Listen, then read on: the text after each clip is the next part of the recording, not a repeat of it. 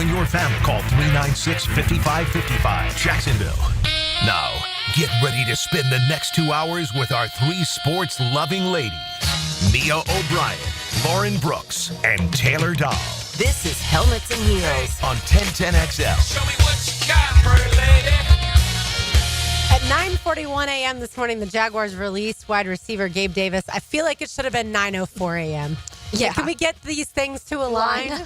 Like right as the drill's playing Duval or Duval, depending on which one they play, it should have been released, or he should have been released at that point in time. As we now know, he will be designated as a post-June 1st cut, and so that means that the team can then spread that dead cap hit of $20.3 million over 2 seasons, which is better than certainly the one. Now, what's interesting, Lauren, I do want to put a little asterisk on that, Okay. is that he is going to be designated as a post-June 1 release. And so if at least according to Over the Cap and the documents that they have acquired regarding the Jaguars contract situation, it would actually be a $5.7 million dead cap, and it looks like they would be essentially stretching that dead cap number over the next 5 years through void years. And so, again, this is the updated version that was released. Shout out to Jason and Over the Cap. It will be a $5.7 million dead cap number this year, 4.2 in 2026, 4.2 in 2027, 4.2 in 2028, $2 million in 2029. I haven't done the math, but I think if you do all that math, It's like the 20. it comes out to the 20. Spread over 4? 5 years. 5 years, okay. He signed a 3-year, $39 million deal, obviously, last offseason. He ended up playing in just 10 games, caught 20 passes for 239 yards and 2 touchdowns. Taylor, I know you and I were both excited about Gabe coming to Jacksonville because of what he did in the red zone specifically with the Bills and how he could be a great addition to, once they brought in the rookie Brian Thomas Jr., to this offense. And then it certainly didn't pan out. Certainly injury was a part of it. Yeah. But just overall, it just never felt like he was in sync with Trevor. Yeah, and I think that I posted some of these numbers because I went back and I found our kind of rundown from the day when we were talking about Gabe, when we made the trade to get Gabe, and I was excited because of that. When, to your point, that red zone numbers, just in general, what he did offensively in scoring situations or getting first downs. And so I went back and I found the numbers. So before the Jags, the previous 4 years, he had a 78.9 first down rate, which was first in the NFL during that time. He had a 17.8 touchdown rate, first in the NFL during that time. 16.7 yards per reception, top 5 all 4 years. 45.4 explosive rate, that's 15 plus yards, first in the NFL in those 4 years. 33 touchdowns on 336 targets, which made him 10th in the NFL during that 4-year span. But players 1 through 9 all had double the amount of targets he did during that time frame, and he only had, it was like a 15.8 target rate, so 47th. So he wasn't getting the ball a ton. He was 47th, but when he got the ball, he was getting first downs. He was scoring touchdowns. He was like making big plays. And so I think it's going to be interesting to kind of see whoever signs Gabe Davis next and what that looks like and how much, because then I think we'll have a better idea if it was Josh Allen just super elevating him during his time in Buffalo, or if it was just this offense was that dysfunctional last year. Yeah, I mean, when the Jaguars signed him, they paid him a $24 million guaranteed signing bonus. So the previous regime, and that's what we're going to say a lot in 2025, the previous regime thought a lot of Gabe Davis. The current regime and new administration clearly thought that this offense is going to be better without him on the team. Yeah, and I think that it is a vote of confidence for those young guys, both the ones that they have in the building and those that will be coming into the building over the next few days for Jaguars rookie minicamp. Certainly the acquisition, the drafting of Travis Hunter, yes, but I think it's an absolute vote of confidence to Parker Washington. By the way, it's a vote of confidence for the 2 undrafted free agents last year who made the practice squad and/or were a season-long IR in Joshua Cephas and David White Jr. This is going to give them more of an opportunity to compete for a potential 53-man roster spot. It's a vote of confidence in the crop of undrafted wide receiver free agents that you've brought in, which I feel like, Taylor, we get tagged with our friend Justin Mello from the Draft Network every day. He's sending us, by the way, here's this guy. Here's the intel on this guy who's going to be coming to Jaguars rookie minicamp and be a member of the 90-man roster this offseason and into the training camp portion of the year. And so that's where I think, and this was my immediate gut reaction. I had a league source texted me. I had, Kevin texted me. And my reaction to every single person when this news broke was, all right, we really are going to be the 2024 Los Angeles Chargers here in Jacksonville. Warms my heart. Do I think that Liam Cohen is Jim Harbaugh? No, I don't. 2 very different personalities, 2 very different people. But what did that group do? They said this is a new regime with a new identity, a new mentality. And if you don't fit what we want to do, if that means we are maybe a little thin at some positions, oh, well, it's year one. This is a big picture rebuild. Oh, and by the way, they made the postseason. And specifically at the wide receiver position, what was the knock on the Chargers all last offseason? They said goodbye to Keenan Allen. They said goodbye to Mike Williams, those hefty veteran free agent contracts. Now Mike Williams And then they got Mike Williams back this year. Who's counting? So they said, never mind, that was a mistake. They only drafted Ladd McConkey. Will Dissey was their lead tight end. And they said, we're going to figure it out because we're going to run the crap out of the ball. And we're going to play great defense. We're going to be physical. We're going to lighten Justin Herbert's load, slowly build him back to what he was as Ladd McConkey continues to grow, as the reclamation project that is Quentin Johnston continues to develop. And then we will then in the following draft start addressing additional playmakers at both the wide receiver and tight end position, which you've seen the Chargers do that this offseason. By the way, Keenan Allen goes in that category of receivers who rookie season were really good. He's one of those that we were talking about the other day.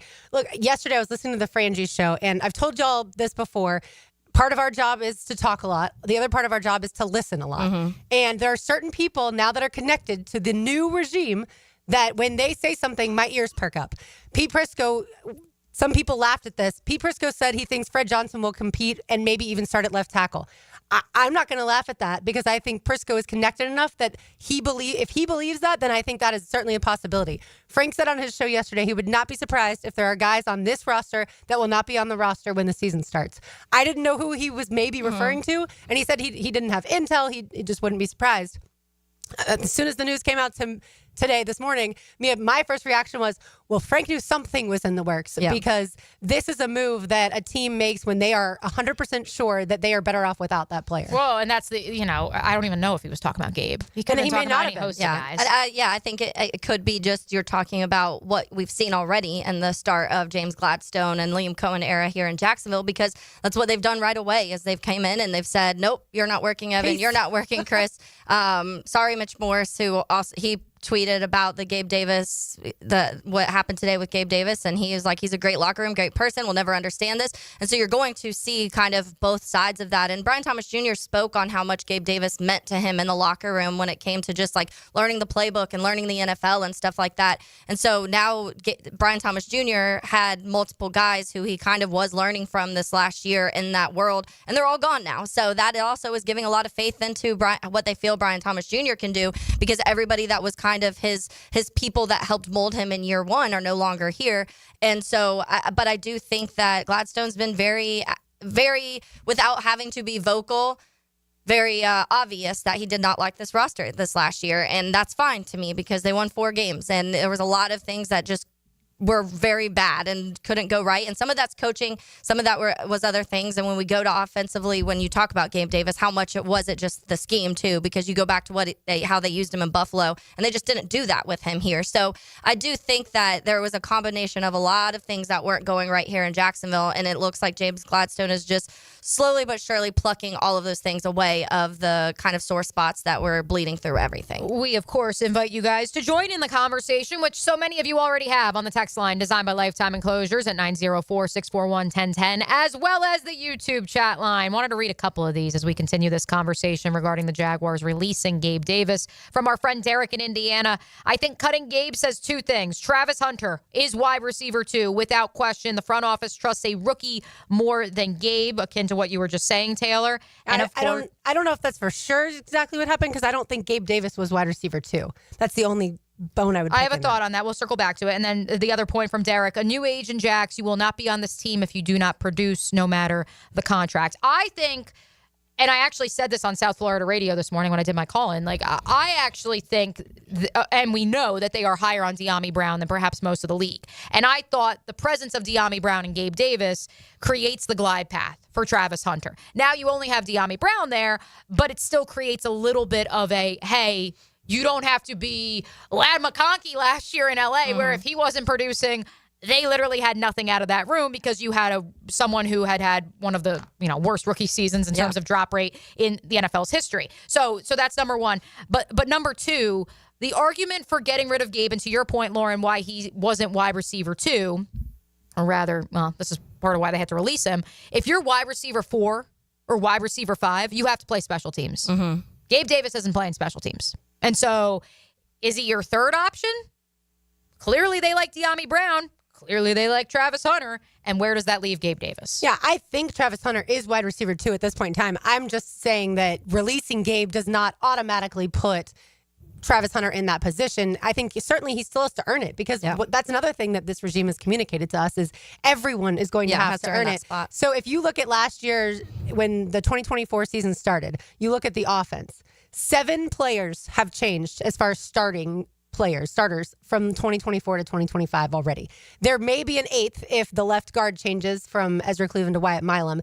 And if Travis Etienne doesn't start and it's a different running back, then that would change too. That's, I think, a little less important. But you look at, obviously, the receivers have changed with Christian Kirk, Gabe Davis gone. Cam Robinson was traded midseason, so he's not your starter. Mitch Morse, like you mentioned, Taylor, he's retired. Right guard Brandon Sheriff, that's going to be different. Both your tight ends are going to be different. Like, this offense alone has been completely overhauled. Yeah. And so, yes, they have indicated to us, and we've said this multiple times, the decisions that Trent Baalke made, James Gladstone and company did not agree with, and they are going in different directions.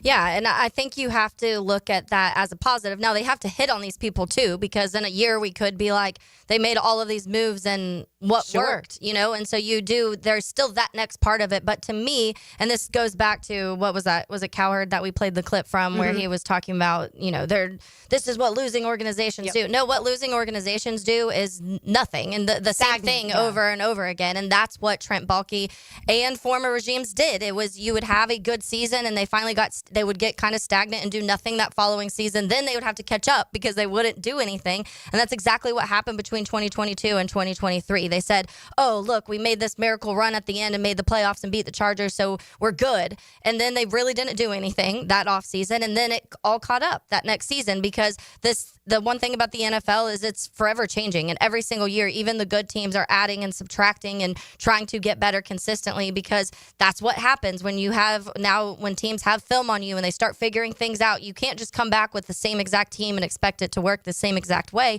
especially when it was a lot of very lucky things that were happening. And James Gladstone is looking at that and saying, hey, there's a lot of these pieces that I don't love, but also I think just some of them that don't work schematically with what they want to do moving forward with Coach Camp and Liam Cohen. So you have to make these adjustments and changes if you ever want to be good for a long term. And I feel like Gladstone's the first person we've seen here in a really long time that is actively doing that. The ironic part is that last year they did not stay stagnant. They brought in so many free agents. It was probably the worst free agent class I've ever seen. And it certainly did not go according to plan. Yeah. Are Eric Armstead clearly still here and Darnell Savage still here? What happens with them? Are either of them players that the Jaguars want to move on from? I would imagine not Eric Armstead, because, again, the Jaguars didn't draft a defensive tackle. But Darnell Savage, I wouldn't be shocked if he's not on the roster starting the 2025 season. All right, we will keep the Jaguars conversation going. You are listening to Helmets and Heels on 1010X on 92.5 FM. It's hard to explain, but play-by-play just sounds better on the radio. What a turn of events! 1010XL, Jacksonville's home for play-by-play. It's May, and that means it's Founders Month here at Sonny's Barbecue.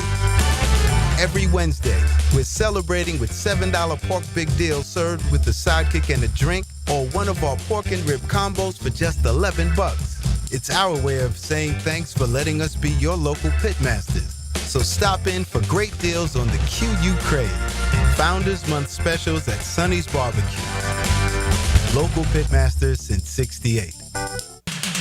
Lauren Brooks here for Terminix. Did you know that mosquito bites could lead to heartworm for your dog or cat? When mosquitoes show up, pet parents like me want them gone. Terminix takes mosquitoes down fast, just like they did at our house for our dog. Terminix knows that pets are part of the family, and they do what it takes to help protect them. When mosquitoes show up, so does Terminix. Don't live with a termite problem or a mosquito problem. Terminix it. Visit Terminix.com today to schedule a free inspection online. That's TERMINIX.com.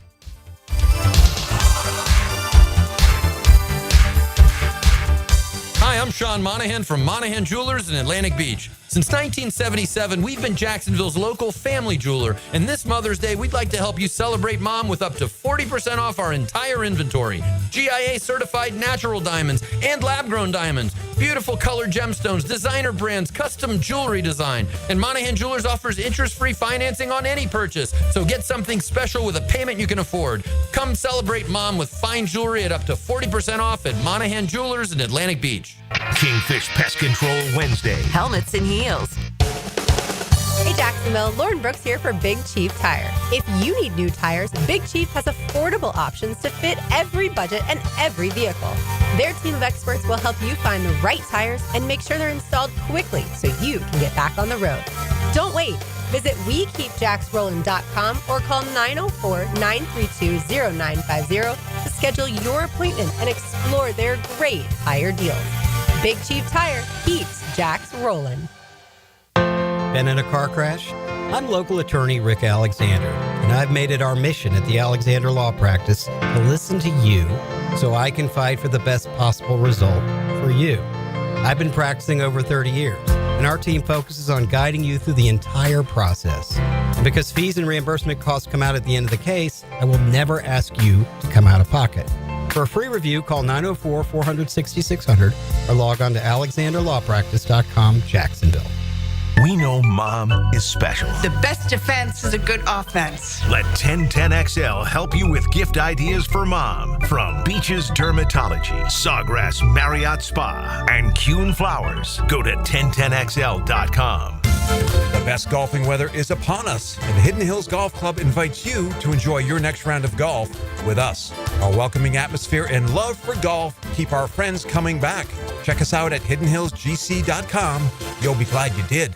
Brian and Angela Wall here with Window World. You've heard us talk about it. Window World, the #1 window replacement company in the USA, selling over 1 million windows each year for the past 8 years. That's a lot of satisfied customers and why J.D. Powers has awarded Window World Best in Customer Satisfaction 3 out of 4 years. Window World stands behind their slogan, simply the best for less. With Window World, you get top quality windows at a price that leaves more of your money in your bank account, and you get the absolute best guarantee there is in the window replacement industry. When compared to our competition, there is none. See for yourself. Call the competition. Get quotes from them. But before you buy, get Window World's free estimate and compare the quality of the windows and the price. You'll see. And when your new Window World windows are installed and they're saving you money on your energy bills, if anything goes wrong with those windows, Window World and I will be there to make it right. That's my guarantee. Call Window World today. Start saving money on your new windows and your energy bills and take vacation with your savings. Window World, online at windowworldneflorida.com. Window World, simply the best for less. Thank you for your business. Window World also offers energy-efficient doors and siding. Your home is more than walls and a roof. It's where you breathe, drink, and power through life. At Donovan Air Electric and Plumbing, we're here to keep it all running smoothly.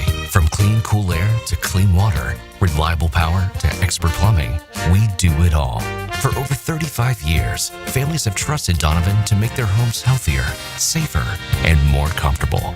Call Donovan Air Electric and Plumbing today, 904-270-COOL, where health meets home. Are your monthly bills keeping you up at night, wondering how you got so behind? Hey, I'm Roger Moore, CEO of Loan Pronto. I get it. Life is expensive now. Insurance, groceries, cars. And then there's the credit card debt with those obscene interest rates. It's time to regain your financial freedom. And that's what we offer at Loan Pronto, using the power of the equity in your home. We have multiple ways to get you the cash you need, and most clients close in 2 weeks or less, and many don't even require an appraisal. And listen, rates have been plummeting recently. We just locked a homeowner in with an APR in the low fives, saving her over $1,000 per month, and put $10,000 in her pocket. Life-changing money. Whether you're drowning in debt, have a nosebleed rate you got last year, need home improvements, or simply need cash in your pocket, we can help you accomplish this goal in record time. Call us today and get started with no hard credit pull, just a conversation. LoanPronto.com, 904-999-1508. LoanPronto.com. That's LoanPronto.com. Equal housing lender, NMLS 1661781, subject to lender approval, NMLSconsumeraccess.org. Tired of changing out bad sod year after year?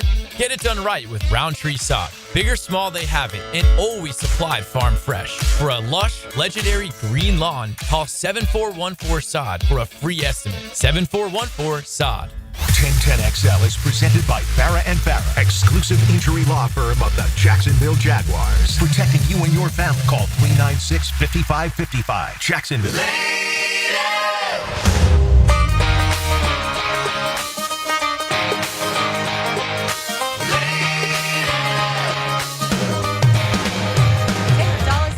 Bryant, RJ Saunders. I'm Lauren Brooks with you. Coming up in just a little bit, we're going to talk some FSU football. We started on our post-spring practice college football tour yesterday with the Hurricanes. Today we will talk Knowles at 12:40 with Ira Schofel. And then at 1:20, a little bit later today, the George Pickens to the Cowboys news that came out this morning. We will chat with Brooke Pryor of ESPN. She'll be a little busy around 1 o'clock on SportsCenter, so you can catch her there, and then catch her on our show at 1:20. I think the answer to this question is yes, but I hadn't heard anyone else ask it, so I wanted to ask y'all. Taylor, I'll start with you. If this regime was drafting a quarterback, would they have considered Trevor Lawrence intangibly rich? Ooh. I'd say yes. I think it's yes. I think that too. Trevor is who Trevor is, and some people, I jokingly say this sometimes, I'm like, he's a little boring, but I love Trevor, but he's not that. There's definitely, I think, some personalities around the league when it comes to quarterbacks that are much different that I don't think that a James Gladstone, despite talent, would love, that would be drawn to. And I do think Trevor is one of those people because we've seen the personality from him day one here, and it's never really wavered no matter what was going on when things were good, where things were bad. Trevor's always been Trevor. And we could talk about the things he does around the community, how he is with fans, his like family, the family side of everything that he is. Yeah, he's not getting out of a van with three very attractive women. Which that's weird too, because he has a girl. Well, maybe they broke up. I don't know. Williams, that's a different story. Yeah, but I do think that he's kind of like the dad, like the dad energy. Yeah, like, which is nothing wrong with it. It just is that kind of sense where it's like, I truly believe that James Gladstone would have looked at him and been like, this is the exact type of person that I want kind of leading everything on my offense. My thing with Trev, that's why I think that he is intangibly rich. And to your point, sometimes it is boring, but he's just him. Yeah. Like, I tell people that all the time. Like, for those of you who've run out and like run into him in public, like, that's just who he is. And is that not what James Gladstone has also said? We want people who are their authentic selves and nothing else. They're not trying to be anybody else for better or worse. Yeah. And that in turn elevates everyone. Now, does he absolutely 100% love ball as much as, say, a Travis Hunter does? No, I think he does. I think that there's different ways to love ball, though, because I wouldn't say it's love, because I think he loves football. And I've had this conversation, and I believe we've said it on the air as well. I've had this conversation at the Combine. I had it with like 5 different people from 5 different markets. It's not the love of the game, the love of his teammates, the love of the city, the organization. It's the maniacal energy that is required, that we have seen from Tom Brady, that we see from someone who is also perhaps not as athletically gifted in a Brock Purdy. That is what I think the next step is. And I think Trevor can get there because he loves the game so much, because he cares about the city, because he cares about his family and his reputation and his name. I believe he can get there. He's just never had to be as maniacal as Brady or any of these other quarterbacks who perhaps do not have the God-given talents that Trevor Lawrence does. The reason I asked the question, I think he loves football for sure. I don't know if he loves football the way that some guys love football, in the sense of when he's not playing on a Thursday night, he's locked into the NFL game. I don't know if those guys are there too. I think there are some that are, and I think you see guys tweeting through it on Twitter. So there's definitely people out there. I think there are some that are, and I'm not saying you have to be the best quarterback. You have to watch every NFL game. I'm not saying that.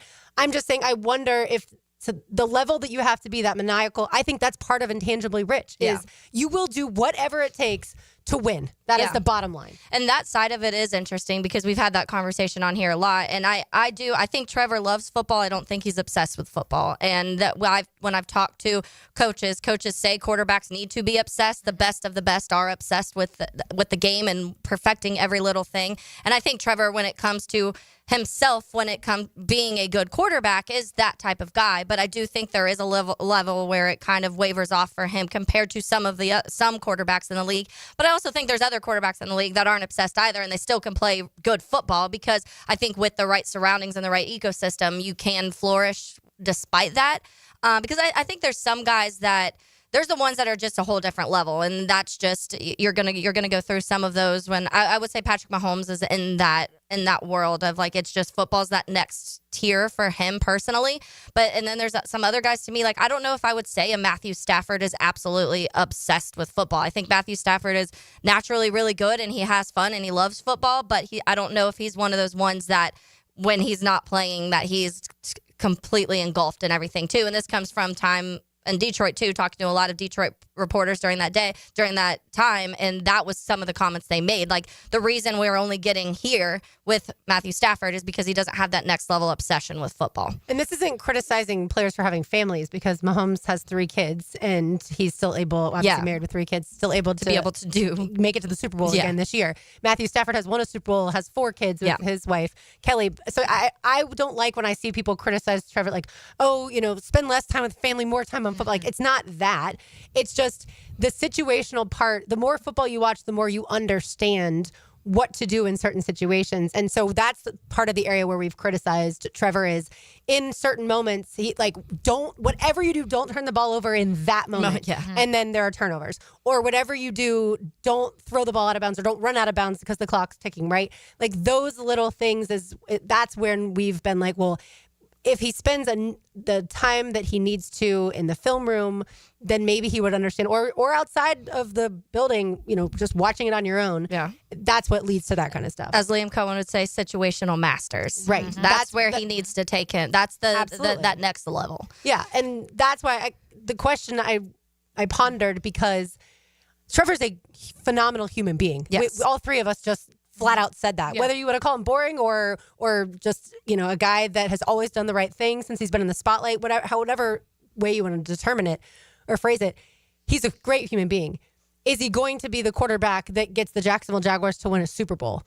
That, I think, is the question. Tony Baselli says yes. Right. Baselli believes That's that. who's making a lot of decisions down there. But this year is certainly a year where all the evidence points that they believe he can do it. And so now the pressure's on him. You have to do it. Someone on the text line said, I'm wondering if Gladstone's ever ate at Waffle House.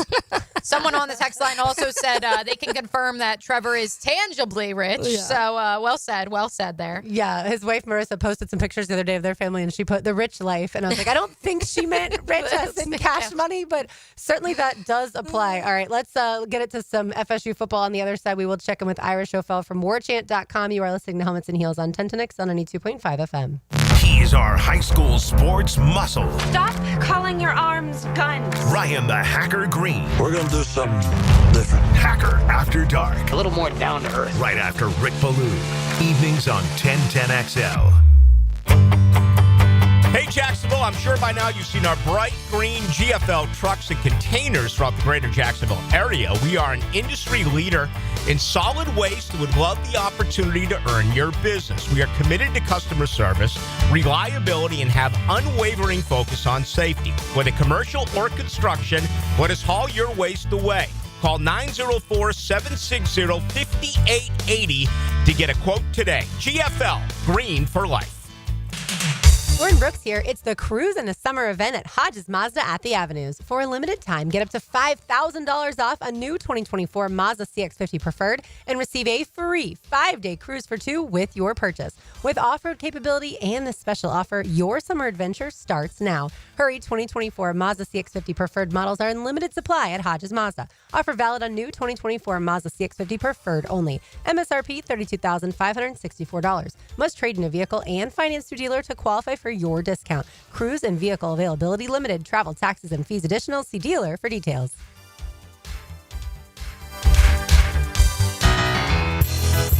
David Lane here, and once again, I'm happy to share news of my success with back and knee surgeries at Southeast Orthopedic Specialists. Whatever it is that's bothering you, take it from me. Simply set an appointment today at Southeast Orthopedic Specialists and let them help you get back to normal life. I'm certainly glad I did. Relieve pain and get back to life. Southeast Orthopedic Specialists. It's Helmets and Heels, Kingfish Pest Control Wednesday. Hi, I'm Mac with Baker Glass. If you've got fogged up windows, let me help. We'll replace them with clear, insulated units that brighten up your home. People say we're fast, friendly, and reliable. Just check out our Google reviews. Call me today. Baker Glass. No one treats you better. Plumbing problems? AC not blowing? Septic tank doing whatever septic tanks do? Don't call 3 different companies and play contractor roulette. Just call Duck Duck Rooter. We handle plumbing, septic, and air conditioning all under one roof. That's one call, one company, and one bill that won't give you a heart attack. For fast, reliable, and slightly ducky service, call 904-862-6769 or waddle over to duckduckrooter.com. When you're stuck, call the duck. Hello, this is Father Nicholas Lowe, and I want to talk to you about not being afraid of the crosses of life. Life can be difficult. Maybe today you're carrying a cross of worry or stress. Let me encourage you to remember that when Christ got on the big cross at Golgotha, he destroyed all the little crosses that we face in our life. He set us free from fear, worry, and anxiety. Our job is not to be carried by the cross, but to be carried by our faith. For more inspiration, log on to stjohnthedivine.com. Hey, Hicken here. I want to tell you guys about Lift Power. Lift Power, a Jacksonville-based business, been around for more than 50 years, family-owned and operated, and always on the lookout for good folks, experienced lift truck and knock-and-door technicians. The benefits out of this world: 401k, company vehicle, paid training, sign-on bonus. Offers so great. Come see why Lift Power has been voted one of the best places to work for the past several years as well. We want you to be a part of the family. Don't let this opportunity slip by. To learn more, all you got to do is go to liftpower.com. Check them out at liftpower.com. This Date in Sports History is brought to you by Southeast Orthopedic Specialists. On May 7th, 1972, the Los Angeles Lakers beat the New York Knicks in 5 games to win their first NBA title in Los Angeles after moving the franchise from Minneapolis. Hey, it's Matt Hayes here with a challenge. A challenge might not be the best choice in words, so let's say an opportunity. Take the opportunity to lose 40 by the 4th with a Awaken 180. It sounds a little different when you put a real goal to it, doesn't it? Maybe you looked at the scale this morning and it read 230 pounds. How about it reading 190 by the 4th? Maybe the scale says 300. Wouldn't the number 260 be a little nicer on your eyes and on your joints? It's attainable if you have the same results we all had with Awaken 180. I dropped 40 pounds in 9 weeks. Hacker dropped his first 40 in just 6 weeks. Dempsey, Blue, and everyone else I know, same results. And we've kept it off. The best thing about Awaken 180 weight loss, it will completely change the way you think, see, and feel about food. The results are real, attainable, and the process simple with Awaken 180. Take the opportunity and drop 40 by the 4th. It all starts with just one call to Awaken 180 Weight Loss. Call 844-346-1800 or online at awaken180weightloss.com. Do you know someone looking for a fun and rewarding summer job?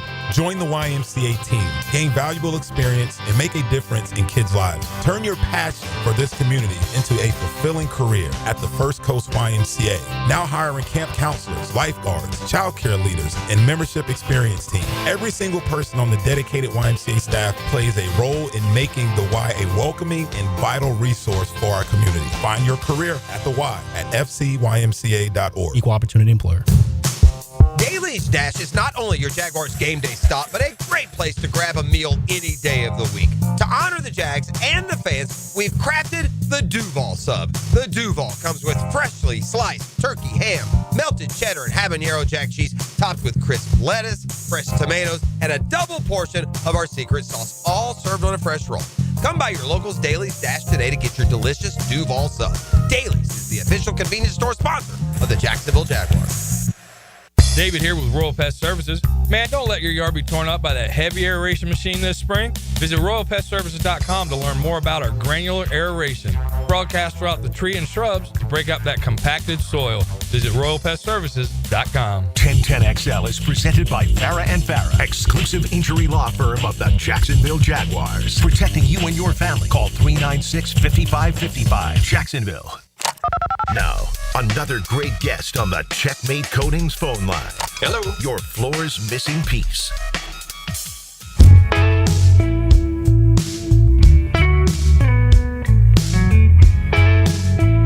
As Ira Schofield joins us now to the dulcet tones of Chris Stapleton, this song's called You Should Probably Leave. Well, Ira, managing editor of WarChant.com, I feel like Mike Norvell looked at a lot of his roster from the 2-10 season last year and said, you should probably leave. Yeah, I think that's accurate. It's a different world. I mean, I think there's probably going to be over 40, close to 45 new players on this team. And so, yes, that's the nice thing about this era is you were 2-10 last year and you got a whole new team 1 year later. But the question, Ira, is if Florida State has another, let's say, 2-5 win season in 2025, will FSU's administration be looking at Mike Norvell and saying, you should probably leave? Yeah, that's going to be a tough call, but I don't see how they don't. I think they're doing everything they can to make them not have to face that question. And so when you go back to the end of last season, when they lost that game at Notre Dame, they got embarrassed, and the season was a disaster. They fired, both offensive and defensive coordinators. They fired several assistant coaches.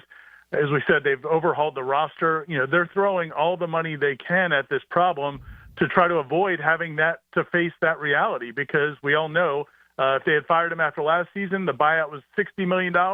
If it's after this season, it's still going to be over $50 million, and nobody has that kind of money. So you'd be going into debt just to try to start over again. And then that goes with, hiring a bunch of new coaches again. So they're doing everything they can to avoid that. But, yeah, if they don't win 7 games or so, I think they're going to have to face the reality, and because nobody will come to the games. The fan base is pretty down on Mike. They're very down on Mike Norvell right now. But if you go 6-6 or worse this year, I just don't know how you get people back in the stadium. Ira, when you talk about those new coaches, obviously Gus Malzahn being one of those, and he must have some level of confidence in Tommy Castellanos because they're rejoining each other after their time at UCF back in 2022. What have you seen through spring and kind of those expectations of what it could look like with Tommy under center? Yeah, I really feel like that was the key to that whole arrangement happening. Gus Malzahn resigning from UCF, coming to Florida State. I think the fact that Tommy Castellanos was already in the transfer portal before all that happened, I think they knew that that's where they were going to go. And so once they had that quarterbacking piece, that kind of set the dominoes to acquire other players. He helped them go get Deuce Robinson, a receiver from USC, and Squirrel White, a receiver from Tennessee, and some other players that they picked up along the way, several, really good, experienced offensive linemen. And but Tommy was kind of where it all started. And, he's done it. I think he's done, from everybody I've talked to in the program, what he's done an exceptional job of is really trying to be somebody who brings the team together. DJ Uyunglele last year, not obviously didn't play well on the field, but the other part of it was, he never really kind of assimilated to the team. The way the team rallied around Jordan Travis the years earlier, they really didn't have that with DJ. And so Tommy's working very hard to do that. I think he's, obviously we know what he can do as a playmaker with his legs. He's really working on trying to limit turnovers, get the ball to those receivers they have, and then just being a better leader and just keeping the team together, because I think that's something they really missed last year.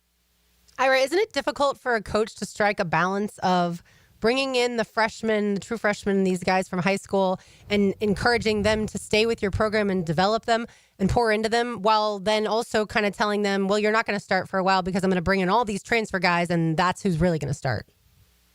Yeah, I think that's the cycle they got in, and it probably bit them last year. And it was fine as long as you kept hitting on the portal guys. But last year they did not hit on the portal. Most of the guys they brought in, although they were all highly recruited coming out of high school and came from big programs like Alabama and Georgia and LSU and Florida and other places, it just didn't work. And then you didn't have that base of players that have come through your program anymore, because a lot of those guys have transferred out. A lot of the guys they signed, most of the guys they signed in 2020, 2021, even into 2022, have all left because they weren't going to get to play, and that's how it works now. So it is a tough balance. They certainly haven't found the right mix yet. I think they're trying right now to kind of get their recruiting efforts back under where they need to be from the high school ranks. But at the same time, they have to win now, because, as we said, Mike Norvell doesn't have the luxury of putting in a 2 or 3 year plan. He has to win today. So when you have that mindset, that means you're going back to the portal again. Ira Schofel, managing editor at warchant.com, is our guest on the Checkmate Coatings hotline. Ira, let's get to know some of these transfers a little bit. Obviously, like you alluded to, 4 of 5 new offensive linemen, but I actually want to get some more intel on that defensive side of the ball. What were the areas that Mike Norvell immediately addressed and said, hey, I need improvement here, and I'm going to do so through the transfer portal? Definitely the defensive line, although I don't know if they got everything they needed. They landed several defensive linemen, including the guy that's kind of the marquee guy that it looks like based on the spring was James Williams, who they brought from Nebraska, along with the 3 coaches they brought from Nebraska. Tony White's the new defensive coordinator. Terrence Knighton is the defensive line coach, and he had a player over there, James Williams, who, 6'5", 6'6", 260-pound defensive end, really wreaked havoc in the spring. They're really excited about him. To go with Darrell Jackson, who they got to stay. Darrell Jackson, a D tackle, had originally said he was going to go to the NFL They got him to stay, so that was big. And then they pulled in a couple of other defensive ends from other schools, DeMonte Diggs, and a couple other guys that they've that probably that main core is going to be those guys. Then they also had a few defensive linemen that were coming up and just kind of like in that second tier in the past, who now are going to step up into that top rotation. Daniel Lyons, who's now a redshirt junior, KJ Sampson, a redshirt sophomore from North Carolina. They're going to have a pretty good mix, but they're also making a change in formations to more of a three-man front this year. So there's a lot of questions about how it's all going to come together. Let me ask you this, because we're doing our spring swing of all the various college football programs in our greater viewing area, listening area in the state of Florida and beyond. What's interesting is we had Adam Lichtenstein of the Sun Sentinel on yesterday to talk Canes. And Taylor, we joked how the entire secondary for the Hurricanes has been revamped through the transfer portal. Mm-hmm. Mike Norvell's entire secondary is the one area of the roster that is still pretty much intact, Ira. Correct me if I'm wrong. Yeah, it is pretty much homegrown. Now, they did go pick up a couple of transfers later in the process, including one who might start, probably start, a corner, Jeremiah Wilson, who they got from Houston. And he's a guy that, I think there's a good chance he'll start. But most of the rest of them, I think are going to be homegrown guys. Shaheem Brown is back, who's been in the program now for 4 or 5 years. It's safety. You've got a couple, KJ Kirkland from Jacksonville, who's started some games last year at safety. Also at corner, you've got, a couple of the young guys that have been in the program, Quindarius Jones, Charles Lester. So they've got a lot of DB is the one position that they have recruited pretty well over the last few years and retained players. So they've got talent there, but some of them are untested because you did lose your starting corners from a year ago. So I think Miami 100%. I agree with you. I've seen what they've done in the portal. That was a huge liability for them last year, and they've definitely addressed it.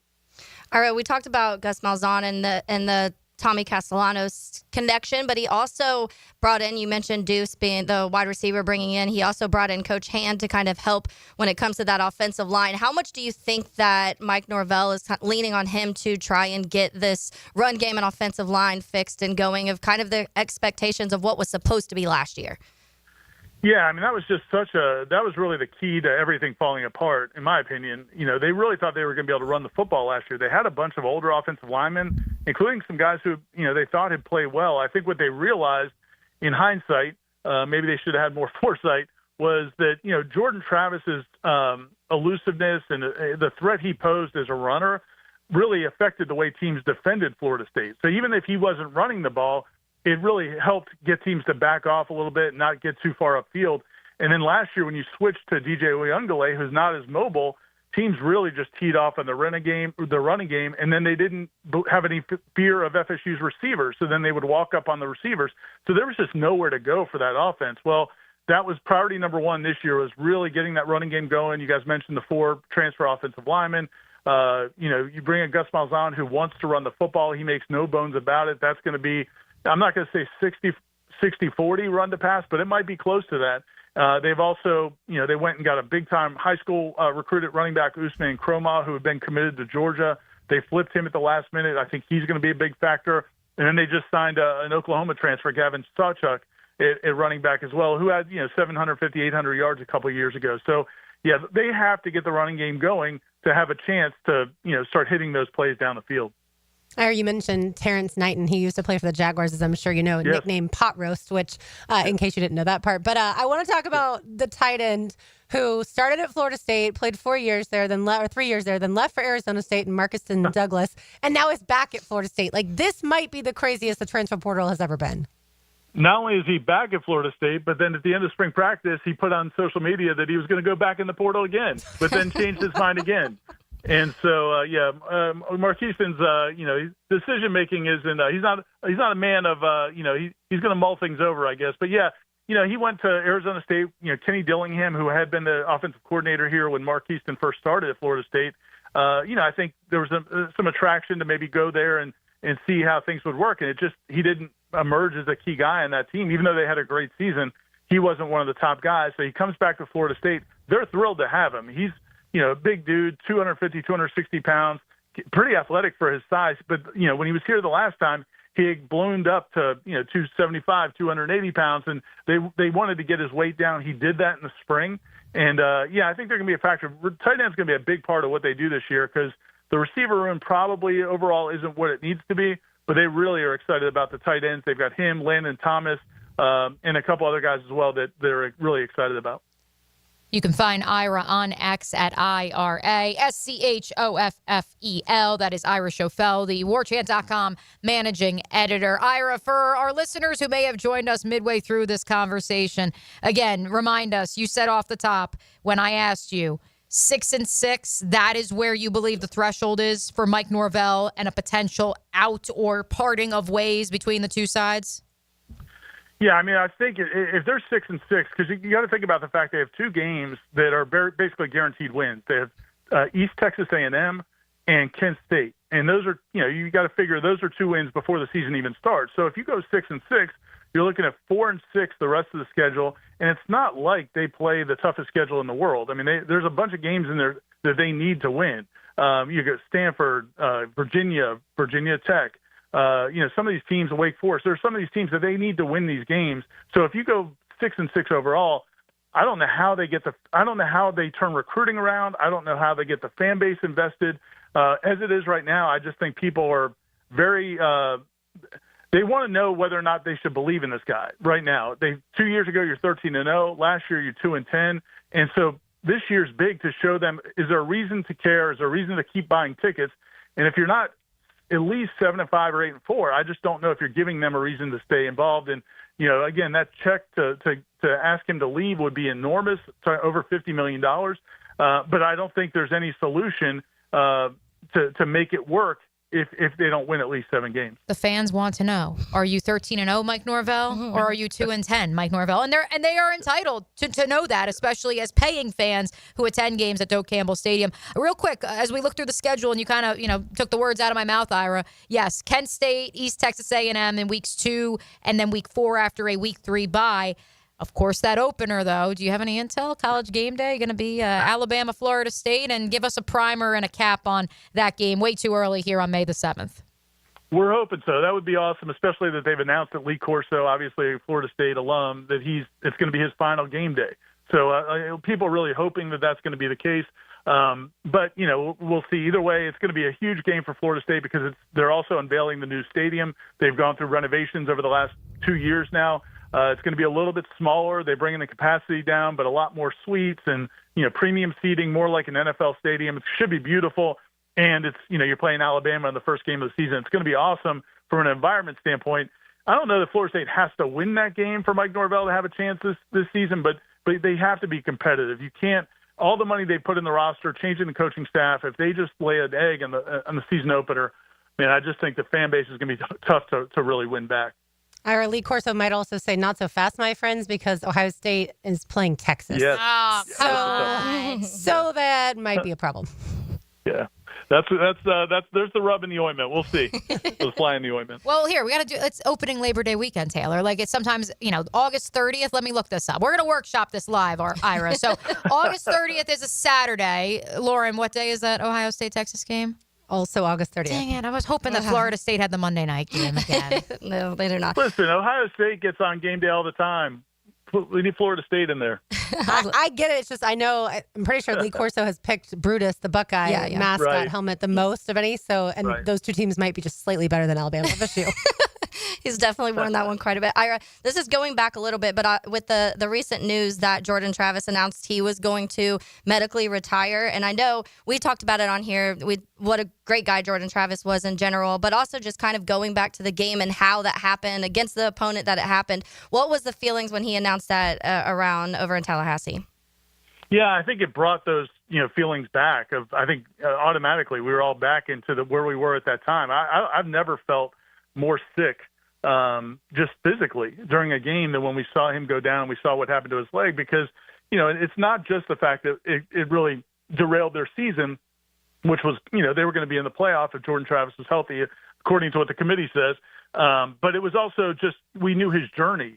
We had seen him go from a guy who started his career at Louisville and wasn't happy there, comes to Florida State, is at the bottom of the depth chart, really gets passed over by Willie Taggart and his staff and kind of finds a new life. Mike Norvell goes out and brings in Mackenzie Milton to take the job, and he doesn't do it. And then Jordan becomes the kind of savior there for a couple of years for Florida State football.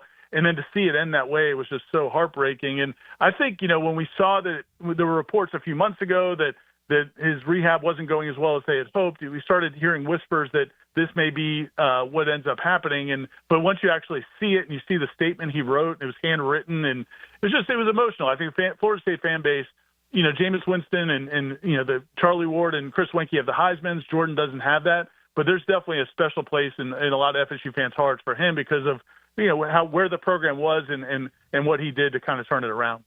Ira, on two serious notes, how is Tallahassee recovering from the shooting that occurred? And then also congratulations to Alexa Schofel graduating magna cum laude. Thanks so much. Yeah. Well, my oldest graduated from UF and my middle one just graduated from FSU. So we're very happy. And thankfully, neither one of them cares too much about sports. So we don't have a whole lot of arguments at the house about it. But yeah, things are coming back to normal. I mean, it was obviously anything like that happens, it's just so tragic. And I actually went by the campus a few days later, and it was just amazing the way the campus rallied around each other. That's always the one silver lining to tragedies like that is you do see people. So many of the messages when you went out to the memorials were people thanking the FSU police for their quick response and allowing it to not be worse, and people just telling each other that, there were people put that like cards out saying, read this if you need, a positive message, and just people just trying to rally around and support each other. That, that's always the nice part of something like that. But they're actually going to take all those memorials that people left out, flowers and cards and all of that. People left Pokemon dolls and Rubik's Cubes, all these weird things that people left out there. And they're going to take them and they're going to put them in a kind of a memorial inside Strozier Library for years to come. So that, again, it's tragic. Thankfully, more people weren't hurt or lives lost, but I do think it brings the community together for at least a little while. As does the baseball team, ranked 7th in Baseball America or 2nd in D1 baseball rankings. We ran out of time to ask you about them, but we'll have to have you back on, Ira. Thank you so much. Sounds great. Thanks for having me. All right, there he goes. Ira Schofel, managing director of warchant.com, also co-host of Seminole Headlines. Nobody knows the Seminoles like Ira Schofel, which is what's so funny. Like you mentioned, his oldest daughter graduated from Florida. That's where Ira also graduated. Yeah. But he's been in Tallahassee. And then Allison Posey, who probably would have otherwise joined us as well if she wasn't on vacation. She is in Tallahassee and a Gainesville native. She's a Tallahassee native, but she went to UF, right? I got that one right. There's also a trading spaces thing going on there, too. It happens. One of my dad's really good friends who worked at UF for forever, he got his undergrad at FSU, but then master's at Florida, and then he's been a Gator fan for forever. But when I was growing up, there was always like a little bit of Seminole stuff in the garage, and I didn't know the backstory, and I was like, this doesn't make sense at all. But it certainly happens. All right, we've got a giveaway on the other side, as well as the Terminix Pest of the Day, and then coming up at 1:20, Brooke Pryor of ESPN to talk all things Pickens and maybe a little Aaron Rodgers as well. Sorry, Taylor. It's Helmets and Heels on 10 to Next on 92.5 FM. If it's just a game, it was all that Dan Marino's fault. Everyone knows that. Why can't we get over it? If he had held the ball laces out like you're supposed to, Ray would never have missed that kick. 1010XL. I don't want to talk about it. It's tune-up time, and Florida Home AC, the official AC partner of the Jaguars, wants to partner with you for a cool summer season.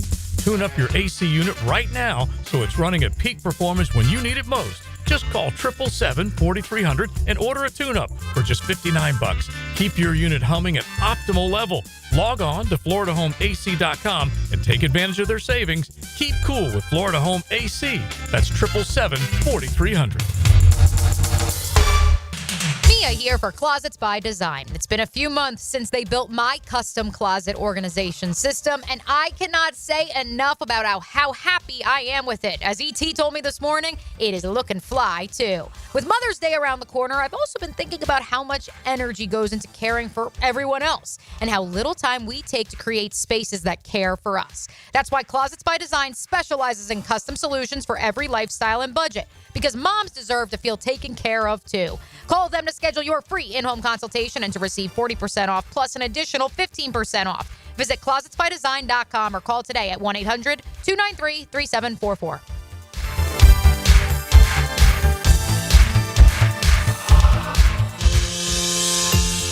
Get a healthy start in 2025. The Florida Department of Health in Duval County is here to encourage you to get healthy and stay healthy this year.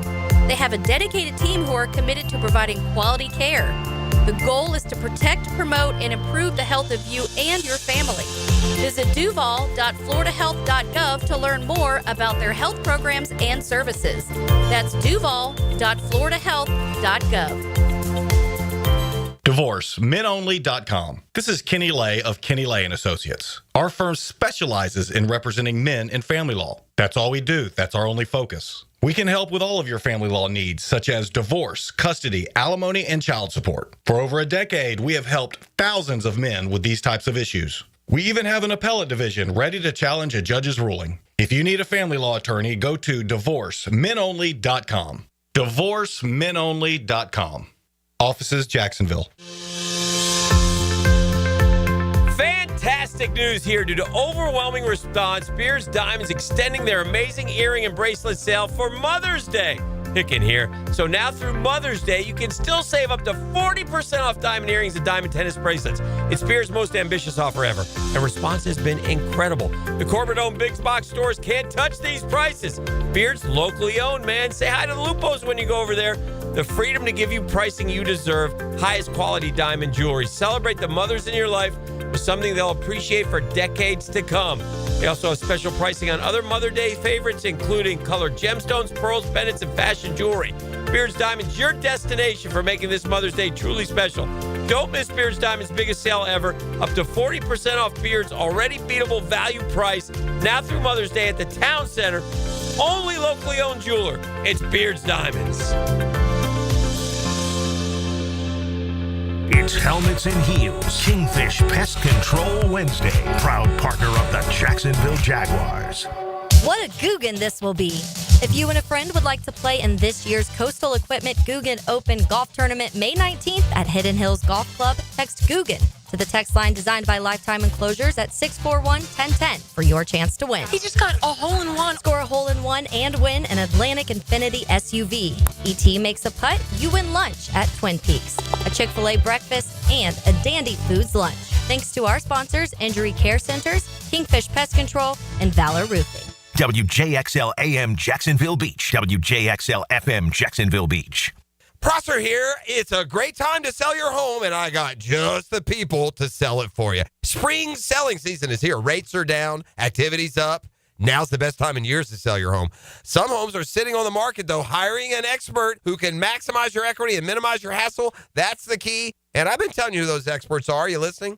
I recommend Chad and Sandy Newman. Go to chadandsandy.com, the local real estate experts you can trust with the sale of your home.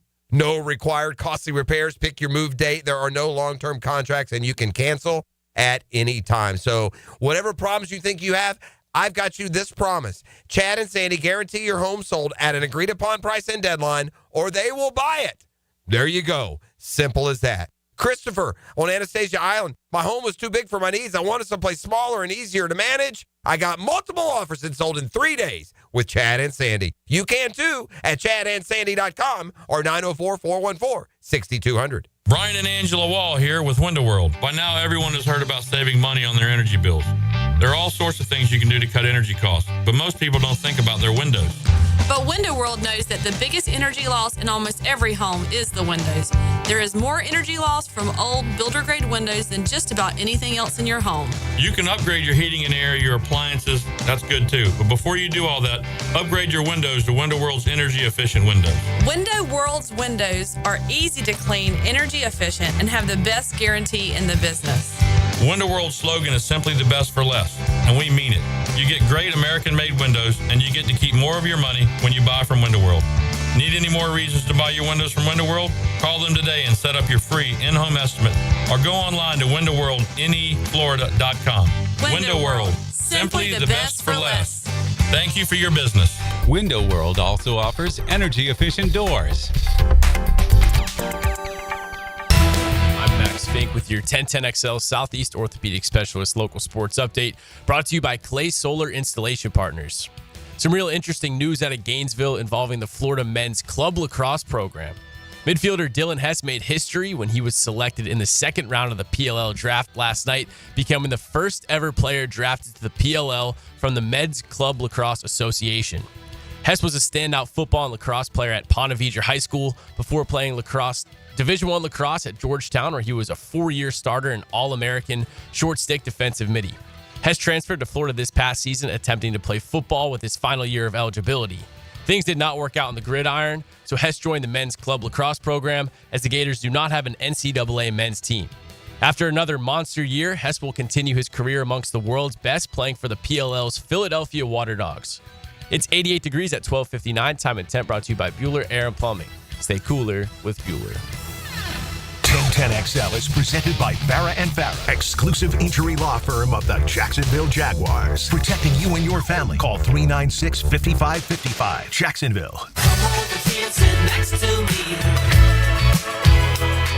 We can see where things go naturally. In case you didn't know, Mother's Day comes up on Sunday, so make sure all of you to get Mother's Day presents if that is something that you do. Well, right now we have a giveaway, $25 to Small Cakes, Cupcake and Creamery, plus a $75 gift certificate to Wick, a candle bar. This is all part of our 1010XL Mother's Day gift guide. Head to 1010XL.com for more great gift ideas. Be caller number 2 at 641-1010. Caller number 2, 641-1010. You will win those gift cards and, of course, make it a great Mother's Day. All right, time now for the Terminix Pests of the Day. As always, brought to you by Terminix. You can find them online, Terminix.com, Terminix.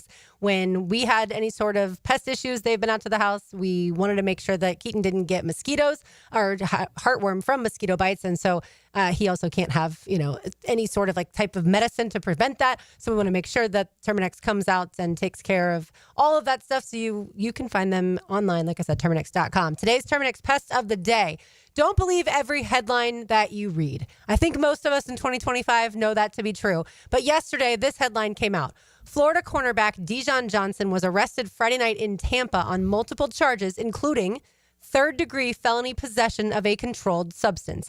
Obviously, that's bad. You don't ever want a player having any sort of headlines, as we certainly know about Georgia players and the arrests that they've had when it comes to driving. But then, per Graham Hall's additional reporting, he heard that Johnson did not know the firearm was in the car. It was not his firearm.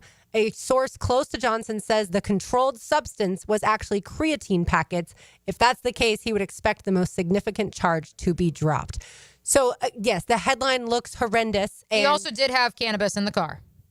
Okay, so, and I don't know if that's medicinal, and I just want to make sure. Honestly, I'm just making sure because we posted it to the 1010 account. I'm making sure that I didn't get got with a fake headline, Lauren. Yeah, no, I didn't read the full police report by any means, but sometimes when we talk about these charges and they become reported, and not specifically just Dijon Johnson, but in general, whether it's, the domestic violence, things like that, immediately we assume that the person is guilty. And this goes back to, I meant to mention this when we talked about the Todd Golden extension yesterday.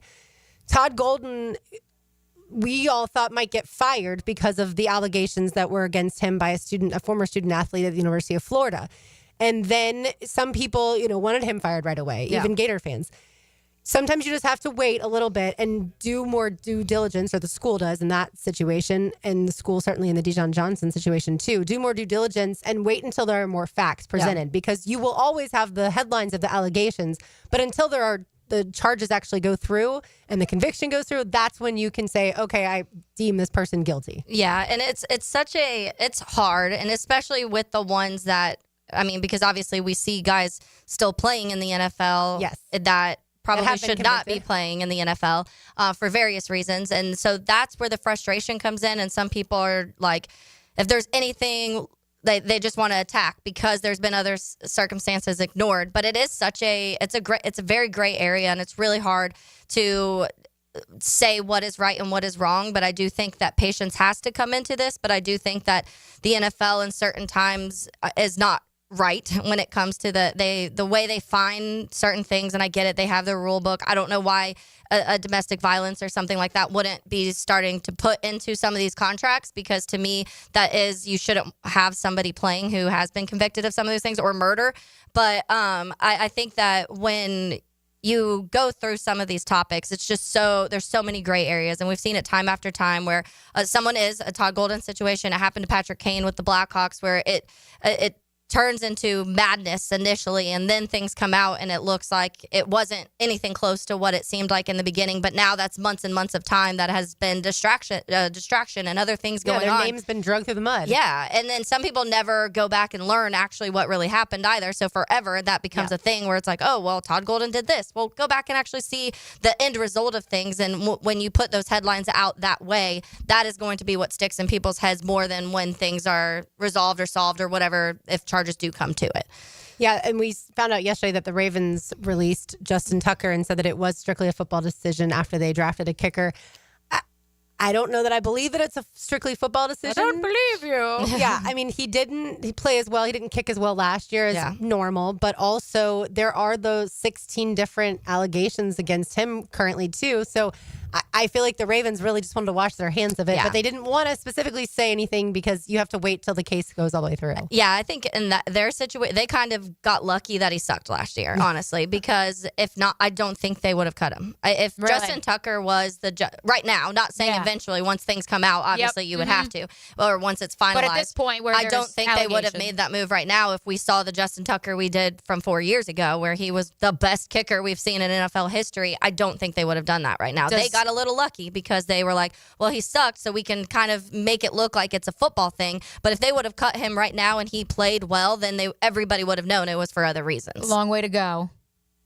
Does he get into the Pro Football Hall of Fame? Yeah, I don't know. Let's say it's he gets really hard for a kicker to get in. If he gets picked up, but technically he's got nearly every record and criteria that there is to be one of the, I believe he would be the 6th specialist to be inducted into the Pro Football Hall of Fame. Let's say he does catch on with another team. Let's say another team does sign him because they have kicking injuries or something, kicking woes. Yeah. And let's say he does perform well this year. And then even if he retires at age 36, is there a conversation? And to your point, do we just let's say, and again, we don't know. He may end up actually being charged with some of these allegations, but let's say it remains allegations. They never actually find any evidence, but he's all but blackballed from the Baltimore Ravens and plays but one not more. the league. Right. Yeah. What happens? And that's where, again, we know it's kind of like Deshaun Watson. Yeah. If there's 20 plus women all arguing the same thing over an extended period of time, it's the guy in the banana suit like, who could have done this right now? I wonder who did this. But at the same time, if there's no evidence found, if you're not found guilty, then that's not part of the story for you technically. Well, at least for the NFL, it's not part of their story. Right. Yeah, I'd have to go back and look into the specialists that have been enshrined in the Pro Football Hall of Fame. Did any of them have off the field type things? I would doubt it. I mean, kickers, they're good. Yeah, it's kickers. Kickers, they're not usually involved in, But I would argue there's other players. There's other ones, yeah. Definitely. Or specialists, I feel like, are almost held to a higher level, and so that's because it is really difficult to get in as whether it's a kicker or a punter. But I don't know if that should be a factor for the pro football writers, the ones that end up deciding, or the voters that end up deciding. I guess that's a moral compass type of decision. And again, we have to figure out what actually ended up happening. Yeah, and that's what I think a lot of people, that's their argument when it comes to these situations in general is, it's separate. It's, off the field or out of the work place compared to in the workplace. But there are people always comment about like, well, if it was a normal job, like that boss wouldn't fire somebody if like a domestic violence case happened. But there are companies that have. We saw this last year with I'm trying to remember. It was at the one baseball game or football game, a Steelers game maybe, where the guy was like cussing out the lady and his company ended up finding out and fired him because he was being aggressive towards a woman in public and it got caught on camera, and that companies said we don't want somebody representing us in this light. And I think the NFL has a problem with being too scared to do that because they're losing good football players. But that good football player, in my opinion, can be replaced by a good football player and a good person. Yeah, I totally agree. Off the text line, designed by Lifetime Enclosures, Paul Hornung was inducted into the Pro Football Hall of Fame and still has an award named after him for the most versatile playmaker, skill player in college football. Not off the field, but looks like there was some Potential tax evasion, at least from a brief Wikipedia search. There also may have been some potential betting on games A going little on. white-collar crime. You know, that's in the 60s, though. I mean, Martha Stewart survived it. Hey, So. Martha Stewart's in like every other commercial these days. Don't call it a comeback, Right. folks. Because nowadays betting on games gets you suspended longer than if you beat somebody. Yes, not wrong. domestic 4 violence. kickers in the Pro Football Hall of Fame. Most recent, Morton Anderson in 2017, George Blanda, Lou Groza, and Jan Stenerud. All right, circling back to the receiver conversation we had at the top of the show about Gabe Davis being released, and then we'll talk to Brooke Pryor on the other side, who's on SportsCenter now, talking about George Pickens being dealt from Pittsburgh to Dallas. Were you surprised, either of you, when you saw that Gabe Davis was released this morning? I don't think surprised. I wasn't expecting it to like happen today, but I don't know if during this offseason, if you would have asked me in March, like, do you think Gabe Davis is on the roster week 1? I would probably say I'm not sure. And so I don't think I'm technically surprised, but I do think that this makes, in my opinion, a big statement about how Gladstone and company feel about everything. But I do think that we live in this world now where a team like where the Jaguars are right now, they have a vision, and I feel like James Gladstone knows that he has every opportunity to get some of these things done like very quickly, and I feel like he's embracing that, and I'm fine with it. But yeah, if you would have, I wouldn't have bet money that Gabe Davis would have still been on the roster week 1. Ultimately, I go back to, again, the special teams availability and this idea of, is he taking up a roster spot that someone else younger, you can develop in your own image, potentially could seize. Is this the new Tim Jones conversation? Hey, listen, I mean, but that's a good point, though, Taylor. Thank you for leading us into that of Tim Jones and Gabe Davis, where you're blocking wide receivers. Mm-hmm. That doesn't exist in the Liam Cohen offensive blueprint. Everyone is a blocking wide receiver in that room. Yeah. And so if that's like your calling card, okay, cool. Yeah. We could get somebody else who can do that. Oh, and also play special teams. Oh, and also return kicks and play in coverage and whatever else they need to do. I have to wonder how healthy he is after we saw him when Liam Cohen was introduced as the head coach. He was on, not crutches, but had a cane, right, Mia? And so I wonder how healthy he is. I also wonder if it was a culture fit, or if they decided not only was it not a great scheme fit, but also it wasn't a great culture fit. And we have no idea, but Mitch Morse tweeted out, and obviously Mitch Morse he's good in the locker room. Now retired, but he said that he felt that he's a perfect culture guy. Yeah.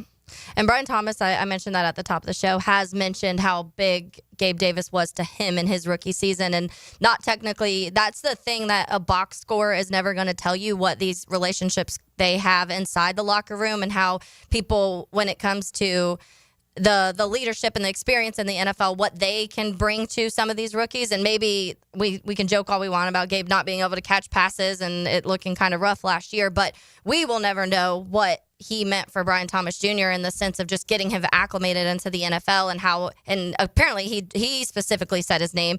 Liam Cohen and James Gladstone didn't want to say Gabe Davis's name all offseason, but Brian Thomas Jr. has. Right. It's just, for me, with the cap hit as large as it is, even though you can spread it out over multiple seasons, if you thought he could contribute in any way, shape, or form, was great in the locker room, then you would have kept him on the team. You don't have a salary cap hit like that and have to absorb that. Yeah. If you think this is a guy that's going to do something for you, to me, the action said, like I said, he may not be healthy, but he also just wasn't going to fit into what they want to do in 2025. All right, let's get it to ESPN's Brooke Pryor on the other side. You are listening to Helmets and Heels on 1010XL 92.5 FM.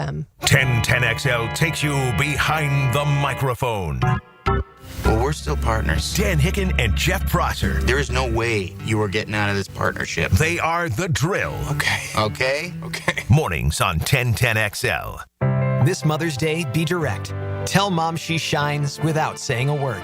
At Diamonds Direct, we've curated a meaningful collection of timeless gifts for every budget, from birthstone rings and stackables to diamond pendants, pearls, and stunning earrings. So here's to mom for her love, her strength, and always putting others first. This year, she deserves a gift that lasts a lifetime, and that's our specialty. Diamonds Direct, your love, our passion. E to the T here, and Twin Peaks is the best in the game. Here it's bigger game days and bolder fight nights. I mean, where else can you find the scratch kitchen that comes through in the clutch every day, from lunch to late night? Only at Twin Peaks, the #1 sports bar. Come on, somebody. Are you ready to reclaim your backyard? Serving Northeast Florida since 1977, Surfside Pools is the trusted name for expert pool design. Family owned and operated, they offer pool service, equipment repairs, commercial maintenance, remodels, and new pool construction. Let Surfside Pools transform your backyard into the oasis that you crave. Are you ready to float happy? Visit surfsidepools.net or call 246-2666. Surfside Pools and Spas, where luxury meets leisure. License number CPC 044080. Helmets and heels. Kingfish Pest Control Wednesday. Summer in Jacksonville. Sun's out, flip-flops on, and whoa! Well, there goes Uncle Bob into the pool again. Protect your pool deck with Don't Slip Deck Coatings of Jacksonville. Their multi-layered slip-resistant coatings keep you on your feet, not on your backside. Durable, stylish, and way cheaper than an ER visit. Don't Slip Deck Coatings even has indoor options so your kitchen floor isn't a skating rink. Call 904-466-1839 for a free quote and follow Don't Slip Jacks on Facebook and Instagram. It's Work Zone Awareness Week, Florida. Every year, lives are lost in work zones because of speeding and distractions. When you see orange cones, remember, slow down, follow the signs, and stay focused. Workers are counting on you to get home safely, and so are their families. Let's work together to prevent crashes and save lives. A safety reminder from the Florida Department of Transportation. Slow your roll. Safety's the goal. It's the blog players put their pads on for. So we got to bring my thoughts and observations on our home team. That's what I share with you every week on my blog. Roland Reach Plumbing brings you Hayes Blog on 1010XL.com. Are you struggling with hair loss? At IHRS, we understand because we've been there too. We're dedicated to finding the best solution tailored just for you. My hair looks great. It was thinning, and IHRS restored my hair. It's now fuller, it's thicker, voluminous. It's made me feel great. With the latest technology and FDA-approved laser therapy, PRP, and non-surgical hair addition, we offer guaranteed solutions for men and women. With over 35 years of experience, IHRS found a hair restoration for us, and we can find one for you. For me. For me. And me too. Visit hairforme.com or call 904-777-IHRS. Get a free microscopic analysis and get to the root of your problem. This $395 analysis is yours for free. Call 904-777-4477 now. Raise the stakes on excitement at Best Bet, your go-to spot for unbeatable entertainment with locations in Jacksonville, Orange Park, and St. Augustine. Not a poker pro? No problem. Get in on the casual games like Ultimate Texas Hold'em and one-card poker. Hungry? Fuel up your game. We're serving up delicious bites and craft cocktails, and we're open late. For details, visit bestbetjacks.com. That's bestbetjacks.com. Best Bet, your go-to spot for a thrilling night. Are you 18 years or older, just got married, just got divorced, or have children? Listen up. Have you done your last will and estate planning? If you have questions, call Matt Hinson with the Hinson Law Firm. Reach him at 527-1700, offices Jacksonville, Florida. And don't let the state decide your fate.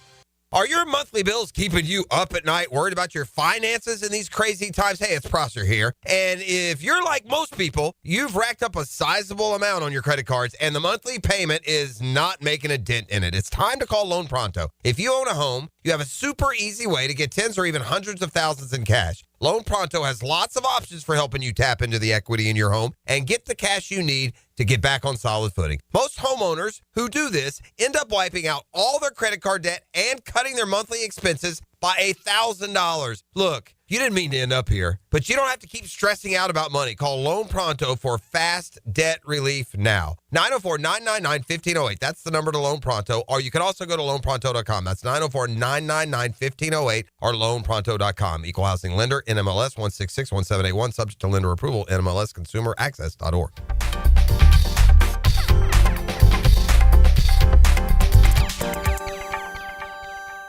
1010XL is presented by Farah and Farah, exclusive injury law firm of the Jacksonville Jaguars. Protecting you and your family. Call 396-5555. Jacksonville.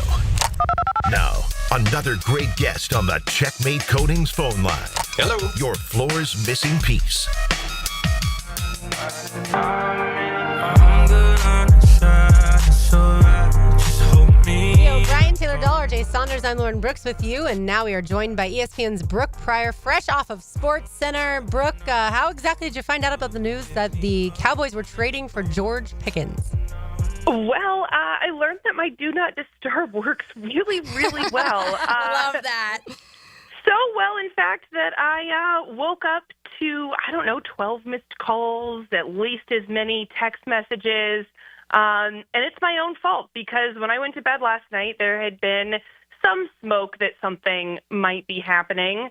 And apparently in my sleepy stupor, I did not think to set an alarm earlier. So I woke up to the news about 7:45, 7:50 that he had been traded. I mean, this is something that the Steelers were taking calls on him before the draft. Talks got tabled during the draft and then obviously heated up again yesterday and went through this morning. I guess the flip side of that, Brooke, having gone through it myself, is Urban Meyer fired at 12:51 a.m. and having anchored the 11 o'clock news, still awake, and then told come right back to do the morning show. So, hey, listen, getting to sleep in and now be ready for a full day of media availability, including joining us here on the Checkmate Coatings hotline, maybe it was the best thing possible. But to your point, what was the smoke? Because obviously this is something that's been brewing for a while, especially knowing that the wide receiver room for Pittsburgh, correct me if I'm wrong, it's not really a treasure trove of riches. Right. I mean, so last night there were some Steelers fan accounts that were tweeting out some things that, you're not quite sure if they know something or if it's wishful thinking or if it's, hey, we're going to just tweet this out every day and maybe one day we'll be right kind of thing. But it had felt like I noticed, the Steelers are, I think, in phase 2 of off-season workouts. We have not yet had an availability with any of the returning players yet, but I've been checking the photos every day and have noticed that George Pickens has not been there. And, of course, this is a voluntary workout. He's not required to be there, but you'd think with a new quarterback, relatively new quarterback, at least with Mason Rudolph coming back, and this being kind of a formative part of the team's offseason, that maybe he would be there. He has not been pictured in anything, in any background, featured, anything like that. And then just given the fact that the Steelers wanted to, or at least were interested in potentially moving him before the draft, it felt like something was going to happen at some point.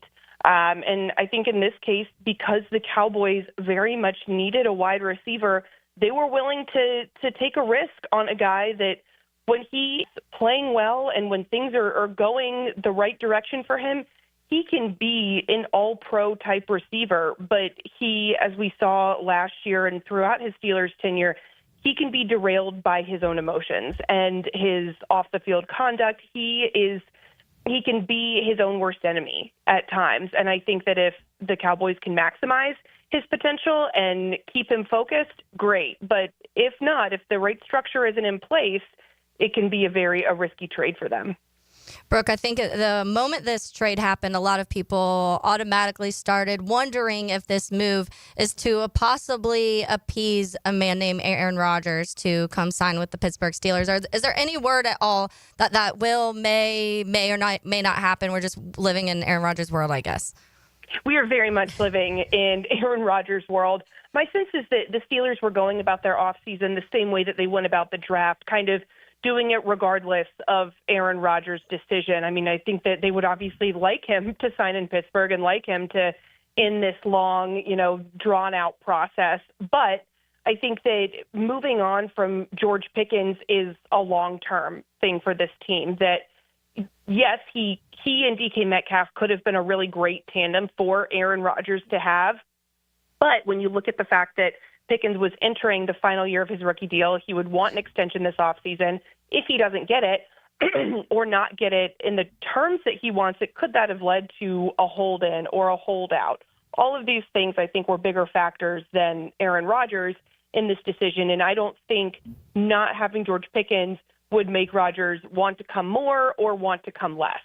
I can tell you that I was very interested to see how it would play out between a potential Aaron Rodgers and George Pickens pairing, because as we know, Aaron Rodgers is notoriously picky with his wide receivers, has a very high bar he wants them to hit, precise route running, doing things by the book, doing things on his terms, the hand signals, all of that. George Pickens is not a precise route runner. He sometimes wouldn't finish routes. things that I think would really bug Aaron Rodgers, and that could have been explosive. So I think that in the long run, no matter what happens, this was the right move for the Steelers.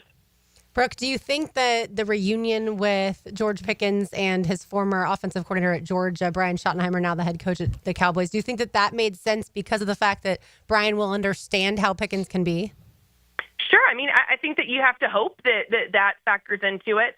I think that, the coaching situation for George Pickens is going to be one to watch. I think that, Mike Tomlin poured a lot of himself into trying to help George Pickens grow and mature, as he does with any number of players. But you take a long look at a wide receiver, especially that the Steelers have deemed is ready to move on from, and wonder, is it worth it? And if you're a team looking to acquire him, because when you look at their previous big-name wide receiver trades, they deal Chase Claypool to the Chicago Bears. I don't know that he's on a team right now. They deal Antonio Brown to the Raiders. We all know how that ended.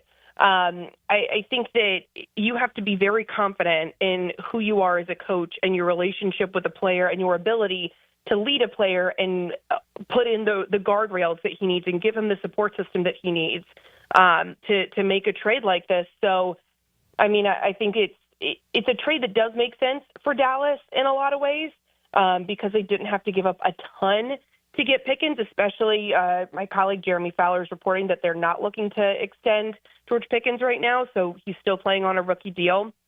But I think that if everything goes right, it can be great. If Brian Schottenheimer can't get through to him, it could be a long season. ESPN's Brooke Pryor is our guest on the Checkmate Coatings Hotline. Brooke, let's circle back to it.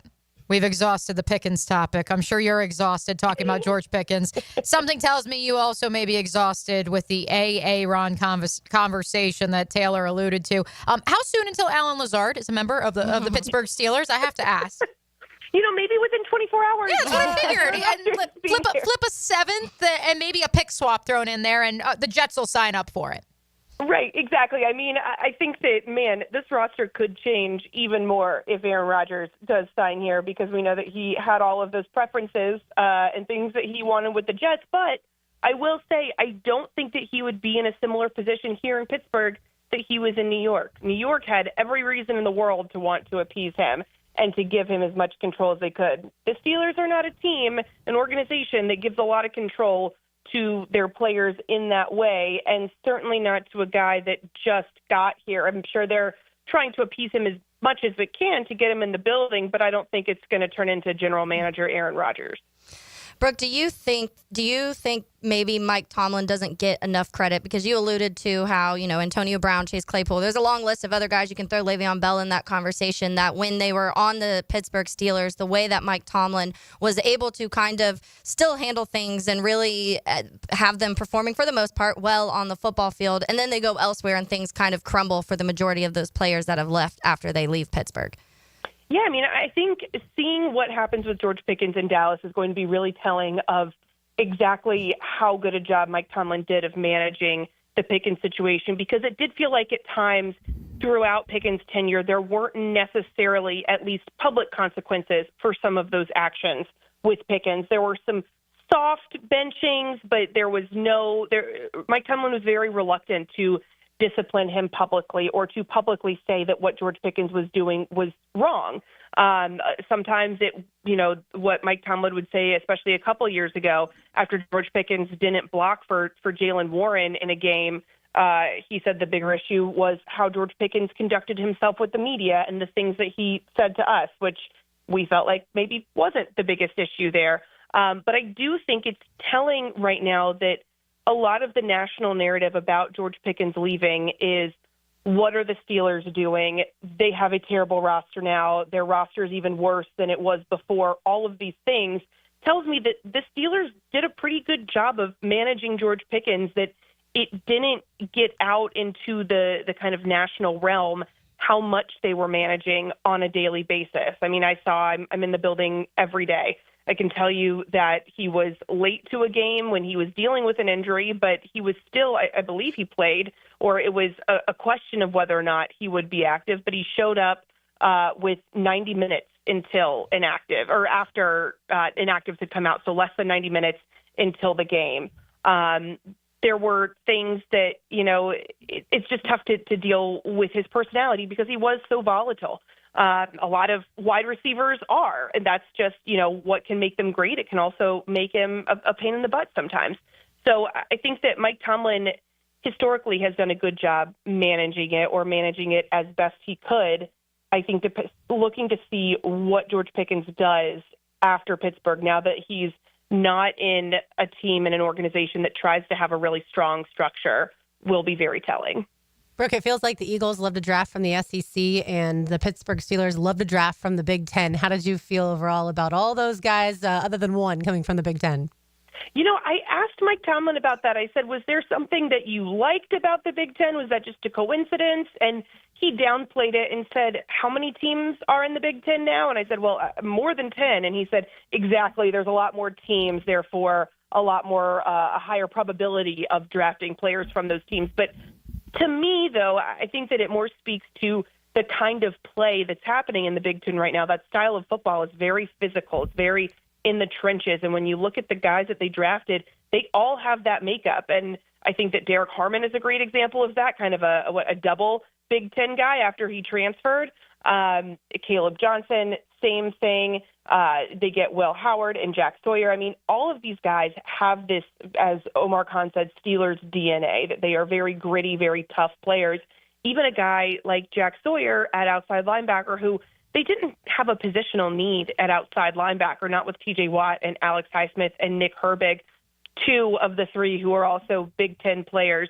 But he speaks to the kind of football they want to play, the identity that they want to have as an organization. And so I think that they, in a lot of ways, drafted for identity over necessarily positional need. And to me, the Big Ten checks all those boxes. So that's what the Steelers like, and that's what they filled their roster with. By the way, I was only half kidding, Brooke. Alan Lazard did tweet about an hour ago. It looks like some sort of GIF from the movie Good Burger. It's Keenan, so or not Keenan. Sorry, it's Kel. I don't know what that's alluding to, but just throw that out there.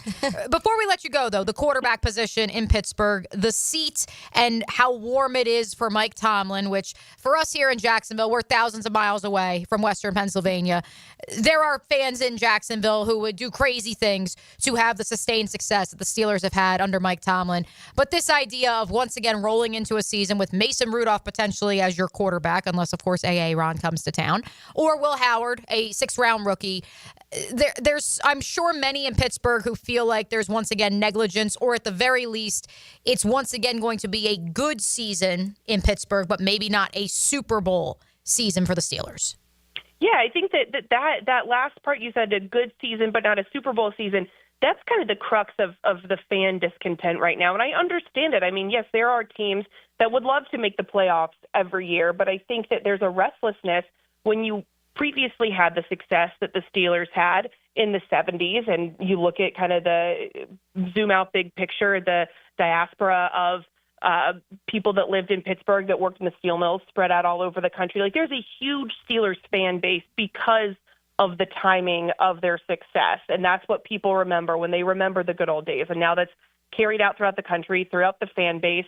And when you look at that and say, well, we used to win Super Bowls, now we're just happy that we're making the playoffs. This fan base is not happy to just make the playoffs. I think that but at the same time, be careful what you wish for, right? Mm-hmm. Because I think they would also be very unhappy to completely miss the playoffs.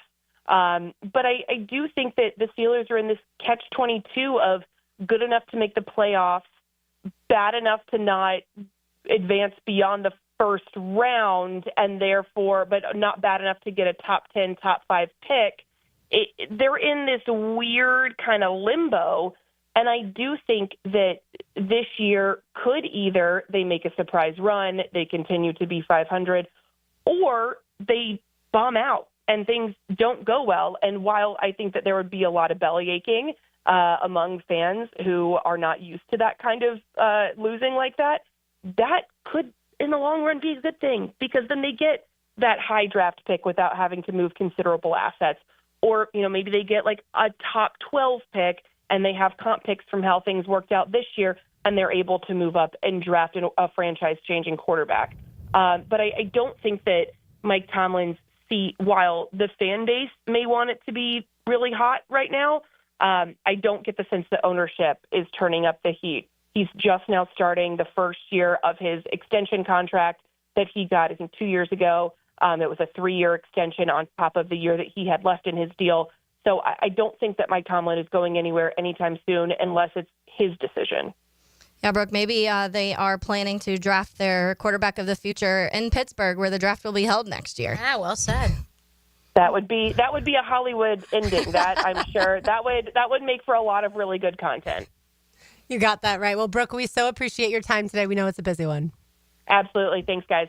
All right, there she goes, Brooke Pryor of ESPN, talking all things Steelers. Just to reiterate, the Steelers receive a 2026 third-round pick and a 2027 fifth-round pick. The Cowboys get, of course, George Pickens and a 2026 sixth-round pick. I know CeeDee Lamb is excited to have George Pickens join him. And the future of what will happen with Pickens himself, the story is yet to be written. Yeah. I think the Steelers fans aren't all that sad that he's gone because it has been such a volatile thing, and they're used to that up there. 829 miles, by the way, between Jacksonville, Florida, and Pittsburgh, Pennsylvania. We've got one segment to go. You are listening to Helmets and Heels on 1010XL 92.5 FM. Some things just never get old. Beautiful day for baseball. Experience the most play-by-play sports on 1010XL. When you need a mechanic you can trust, call Sam, Harry, or Joe at AA Automotive on Richard Street. From oil changes to complex engine repairs, AA Automotive promises expert service and honest pricing from a local family biz. AA Automotive on Richard Street. The joys of home ownership. Until the plumbing backs up, the AC goes out, or your septic system decides to act up. The good news? You don't have to call 3 different companies when things go wrong. Just call my friends at Duck Duck Rooter. They're your one-stop shop for plumbing, septic, and air conditioning, all under one roof. So whether it's a leak, a clog, or your system just won't cool, they have you covered. Don't take my word for it. Check out their 5-star reviews on Google. From the moment you call to the moment the tech solves your issue, you will get first-class service every step of the way. Give them a ring at 904-862-6769 or visit duckduckrooter.com. Duck Duck Rooter, plumbing, septic, and air conditioning. One call does it all.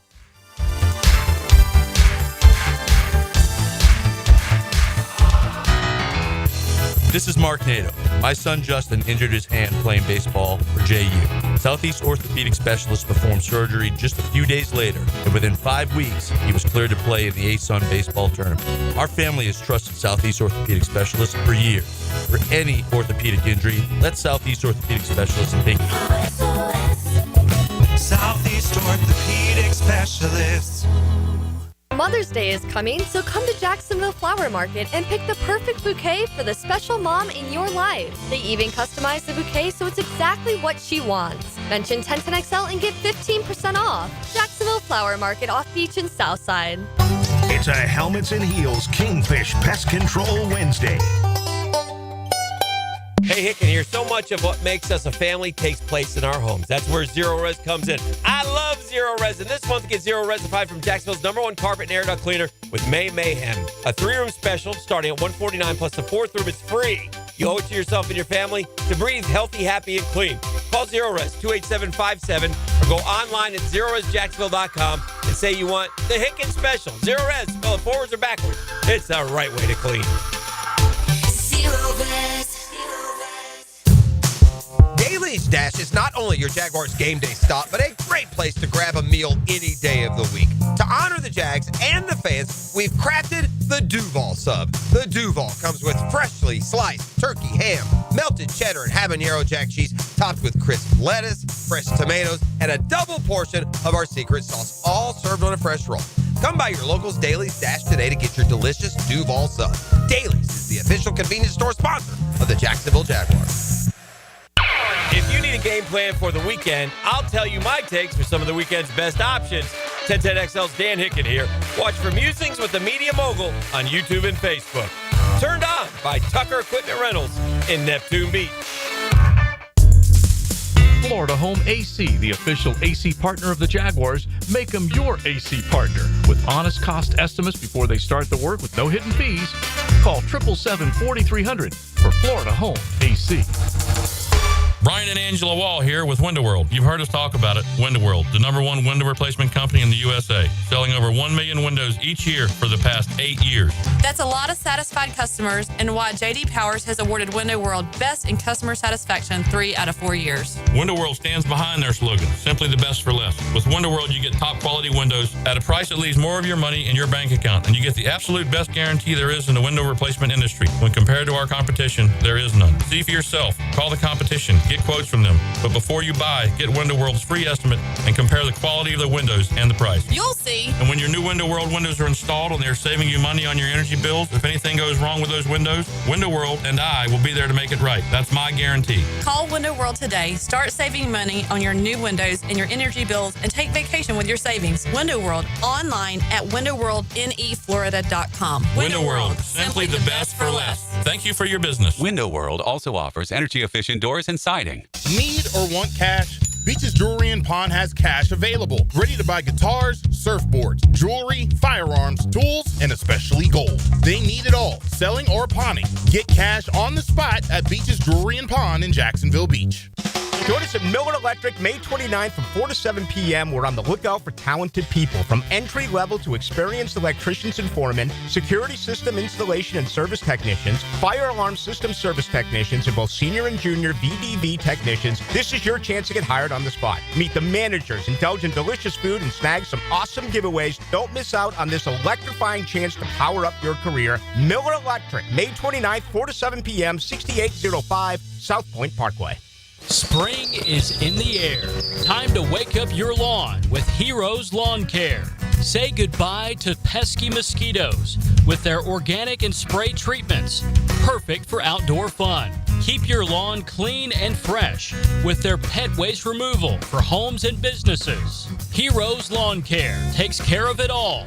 From mowing, edging, fertilizer, to irrigation, and much more. Visit heroeslawncare.com. Hey, Hicken here. Tired of glasses or contacts? Discover customized vision solutions at Bowden Eye & Associates. Dr. Bowden's team offers cutting-edge options like Evo implantable Collamer lenses or refractive lens exchange and classic LASIK, designed to fit your life. Picture perfect vision for reading, driving, or just enjoying the day. It's easier than you think. Call now for your free screening. Bowden Eye & Associates, they're keeping the First Coast focused.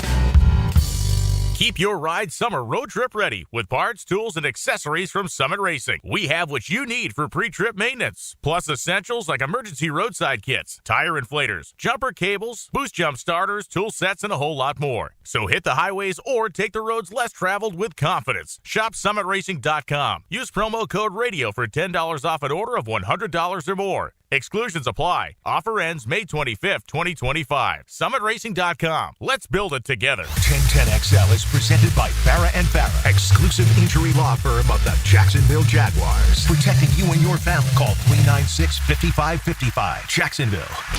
Now, the cool down from the cool guys at Donovan Air Electric and Plumbing. Fast, reliable, and honest service since '87. Let's cool down with our news of the day with a twist, however. The Jacksonville Jaguars released veteran wide receiver Gabe Davis this morning. We've been receiving some correspondence from some of you Heeligans on the text line designed by Lifetime Enclosures, throwing some names out there who could now be a member of the 53-man roster for the Jaguars when all is said and done in that wide receiver room. But I do want to just get on the record who those options currently could be, ladies, because a couple folks have said Elijah Cooks.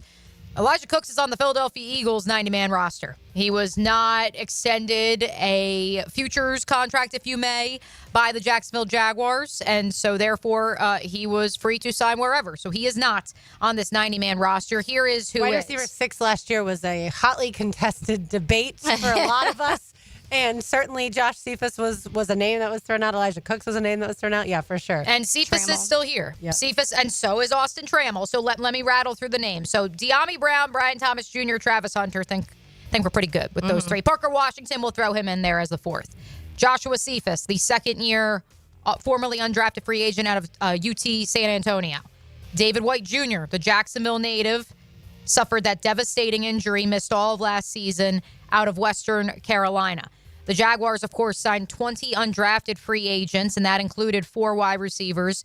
Chandler Brayboy out of Elon, Cam Camper out of Boise State, J.J. Jones out of North Carolina, Eli Pancol out of Duke. Correct me if I'm wrong. I thought that there were additional signings. I thought there was like the Utah wide receiver that they also signed. I thought there was somebody additional who came in a little bit later. They made two roster moves after those, and it was Darius Lassiter out of BYU and Dorian Singer out of Utah. Yep. So 2 other wide receivers as well. So then don't forget our international man of mystery. Yeah, Luis Rees. Oh, of course. Well, he's actually technically on the roster. Correct, yeah. Well, no, he's obviously on the roster, Lauren, but he's actually listed as what are they? I think it's exempt / international player. But his actual position, I'm saying. okay. I believe he's listed as a running back. In the email the Jags sent, they put changed wide receiver Luis Rees-Zammit's status from active to exempt international. So according to their release, he's further down the list. But yes, he is a wide receiver. But in Kansas City, he was listed as a running back. So that one's interesting. Point is, I rattle off those names to say that's the field. Are you taking the field? Because this is also an administration, if only for the general manager who sat at the podium in March when I asked about the edge and defensive tackle depth in this year's draft versus what was available in pro free agency. And James Gladstone said, we don't want to have anyone standing in the way. We want these rookies to get out on the grass early and often. I believe, this is my personal belief, the Jaguars, in releasing Gabe Davis, are saying the same thing when it comes to their wide receiver room. Now, could they make a move in the summer? Maybe. But for me, right now, having heard that statement back in March, philosophically, I think they want to see what they have in these young guys.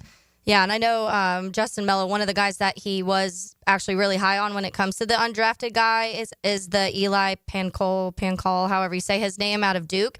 He had 60 receptions for 798 yards and 9 touchdowns last year, ran a 4.33. So he is one of the ones that he did a whole profile on and said it was one of his favorite overall undrafted free agent signings in that round that all kind of got announced together. Yeah, it will be fascinating because clearly they've indicated that they wanted to have, yes, a free roster spot. Does that go to one of these undrafted guys? Does it go to a guy, like you mentioned earlier, Mia, and Keenan Allen, who is still a free agent? To your point, what they've told us is it feels like they want to go a little bit younger and they want to go faster. And so I don't know that Keenan Allen necessarily fits this, but if they feel like they're missing a little bit of veteran presence in the receiving core, then certainly a guy like Keenan Allen has a ton of that. Yeah, I would love Keenan Allen here. Keenan Allen is if you want to talk about a guy that is good when it comes to helping the young guys, Keenan Allen is that person. And he's just one of the ones when, even obviously with the Bears last year, but previous to that, everybody I talked to said he was a massive part of not only the wide receivers, but the defensive backs, because he would stay after practice and talk to the young DBs and be like, this is what you should have done when covering me in this moment. This is what, you did this wrong. You did this right, blah, blah, blah. And so he was all about helping multiple guys on either side of the ball. And so he really helped Travis Hunter. Yeah, because he'll double help Travis Hunter. But he's one of those guys. He's still really good. And he is not the fastest, but he's one of the crispest, best route runners in the NFL. So if you want one of those guys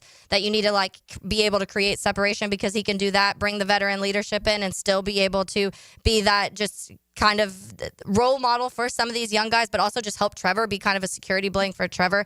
Keenan Allen would probably be one of the perfect guys in that world. Yeah, it's tricky because obviously this big cap hit, and you did pay De'Ami Brown and I don't know how much he would want either. Exactly, yeah, at this point in his career. A couple baseball news and notes. Florida lost its first home midweek game last night, 7-1 to USF. Florida this coming weekend travels to number 2 Texas, number 2 in Baseball America rankings. That series begins Friday night at 7:30. You can hear the whole series on 10:10 a.m. Tonight, UNF plays host to USF. That's the team, like I said, that just beat Florida last night at 7 p.m. And then UNF plays host to Queens this weekend. 7th-ranked FSU beat JU 14-2 last night. Tough one for JU in Tallahassee. FSU travels to Cal this weekend. Talk about a very long-distance baseball series for FSU upcoming. And then JU travels to Stetson this weekend. That's a much closer one. The Jumbo Shrimp last night won 4-3 in 10 innings. So that one went to extras, but the Jumbo Shrimp did win against the Syracuse Mets, and they actually had a matinee game. So they are playing now. One other thing I wanted to mention,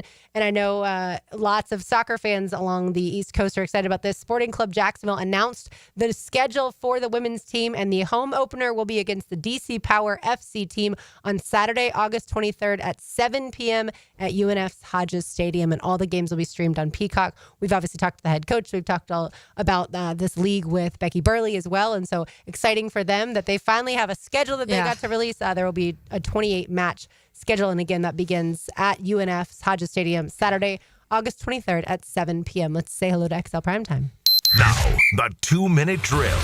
Serviced by Cool Cats Heating and Cooling. Locally owned and operated. We're your neighbors. CoolCatsJacks.com. The coolest cats in town. Leon, no Gabe Davis here in Jacksonville, so who should take number 0 now? Oh, Devin Lloyd already has it. Oh, that's right. Oh, he has? Maybe that should have been our He signal. switched to That's 0. right. Which hasn't been a good record so I know far. that. He may want to change his Might number. want to change his number real quick. That may not last long. Here, Leon, I got one for you. Philosophically, because that's kind of been like the fallout of this Gabe Davis release this morning. Is it a bigger philosophical statement by the Jaguars, the actions they took this morning, or the Pittsburgh Steelers, the other team that you played for, sending away a former second-round pick in George Pickens? Which is a bigger philosophical statement about where both franchises are headed? I think maybe the Jaguars, because the Jaguars have a clear vision on what they want their team to look like, and Gabe doesn't fit in. And I always say that this team doesn't have any loyalty to the guys before the old regime, because they didn't pick them, they didn't draft them. So they want to get their guys in here. What's his name? Brown from the Commanders. I mean, he's never played. I'm not sure if he's played the slot position before.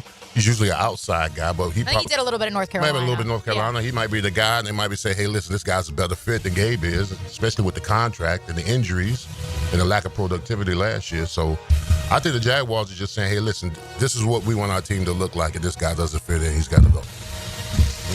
What do you think about the conversation when it comes to Mike Tomlin and the fans up there kind of getting frustrated that, they've never had that under 500 season, but they haven't been to the Super Bowl in a long time, and the frustration with him in that? Yeah, I'm a big fan of Mike Tomlin, but I mean, results are results. I mean, the last 5 times he's been in the playoffs, he hasn't won a game. Yeah. And as much as you can brag about the fact that you've had a winning season for 19 some odd years, those Steelers fans still want to win games in the playoffs when it matters the most. And he's got to get it done. Or they've got to. Listen, I don't think they're going to. Steelers don't fire guys. They're loyal to a fault. But he's got to have some productivity this year, or they're going to have some concerns.